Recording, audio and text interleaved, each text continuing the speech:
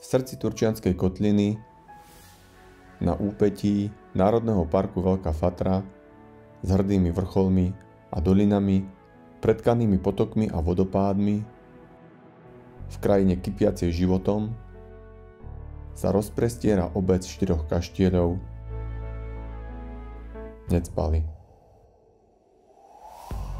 Prvá písomná zmienka o Necpaloch pochádza z roku 1269, keď sa spomína Palus de Necpal, ktorý bol jedným zo splnomocnencov z volenského župana Michala. Koniec 15. a začiatok 16. storočia je poznačený spormi o rozsiahle majetky necpalských, ktoré okrem Necpál zahrňovali aj Blatnický hrad, ale aj majetky mimo Turca.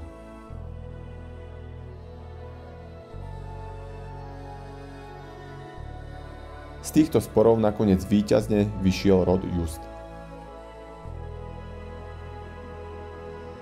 S rodom Justovcov sa spájajú dva necpalské kaštiele.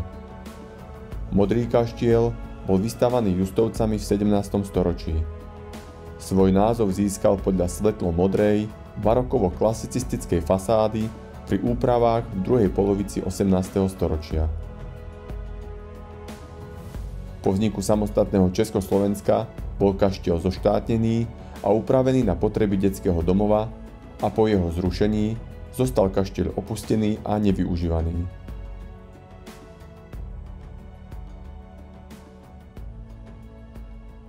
Podnetom k výstavbe dolného kaštieľa bolo prvé známe delenie majetku Justovcov medzi sebou v roku 1668. Andrej Just dostal veľký sad, ktorý sa spomína aj pri vyznačení miesta pre artikulárny evanjelický chrám. Na mieste tohto chrámu bol v 19. storočí postavený terajší evanjelický kostol. Koncom 19. storočia kaštiel v súvislosti s majetkovým úpadkom Justovcov prechádza do rúk bank. Začiatkom 20. storočia kaštieľ kupuje barónka Helena Révaj, ktorá sa vydala za Odona Justa.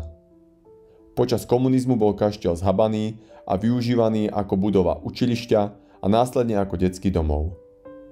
V rámci reštitúcií v roku 1999 bol kaštiel vrátený dcere pôvodných majiteľov, ktorá ho v roku 2002 predala. Noví majitelia následne kaštieľ a park zrenovovali. Začiatkom 20. storočia Justovci definitívne strácajú majetky v Turcii.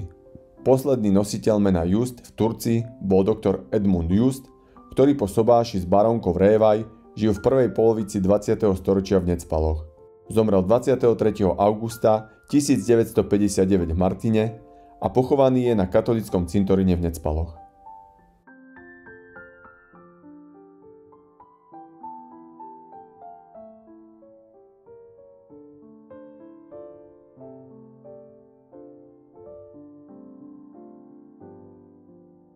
Hospodársky najsilnejšou rodinou v Necpaloch v 19.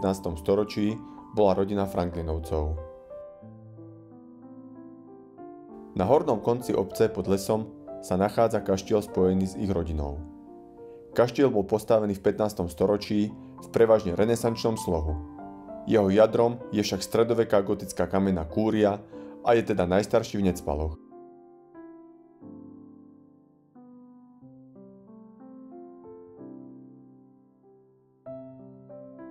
Kaštieľ má novú šindeľovú strechu a patrí Matici Slovenskej.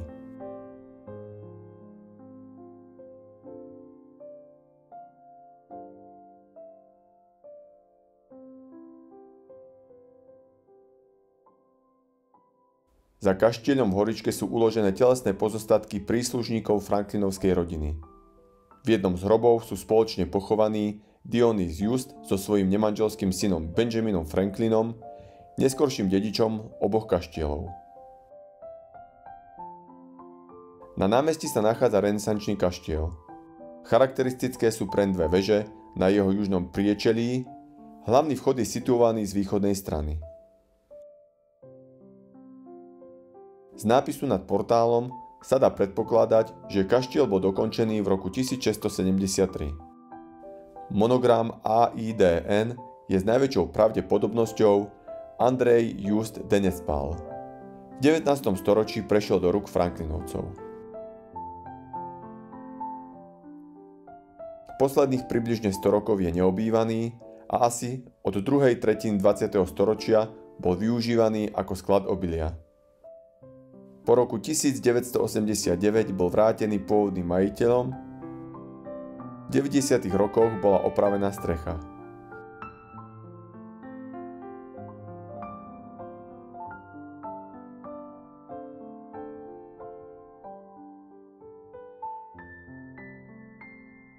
S najväčšou pravdepodobnosťou v tejto oprave môžeme vďačiť za to, že kaštieľ ešte stojí.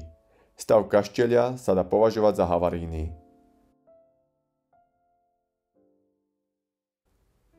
Okrem kaštieľov obec Necpaly ukrývajú aj ďalšie krásy.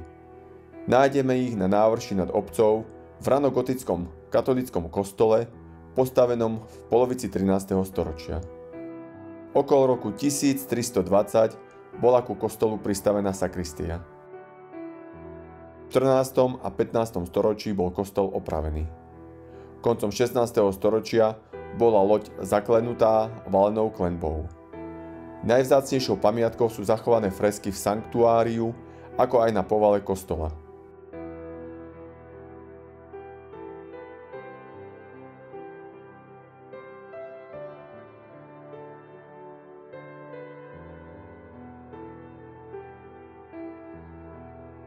Tieto fresky boli vyhlásené vládou Slovenskej republiky spolu s freskami v iných kostoloch ako súbor starovekých nástenných malieb za národnú kultúrnu pamiatku. Inú vzácnu pamiatku nájdeme na dolnom konci obce v evanjelickom kostole postavenom v 19. storočí na mieste pre artikulárny evanjelický chrám. Unikátny oltár Speculum Justificationis dal v roku 1611 vytvoriť gróf Juraj Turzo pre kaplnku na Oravskom hrade.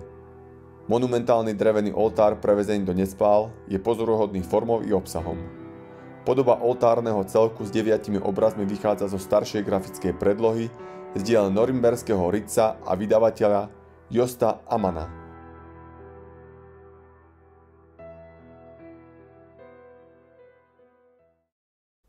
Súčasne Necpaly sú moderná obec vyhľadávané pre všetky uvedené krásy. Je ideálnym miestom pre turistiku, šport či kultúrno-historické vyžitie. Stretnete tu milých ľudí, ochotných vám kedykoľvek pomôcť.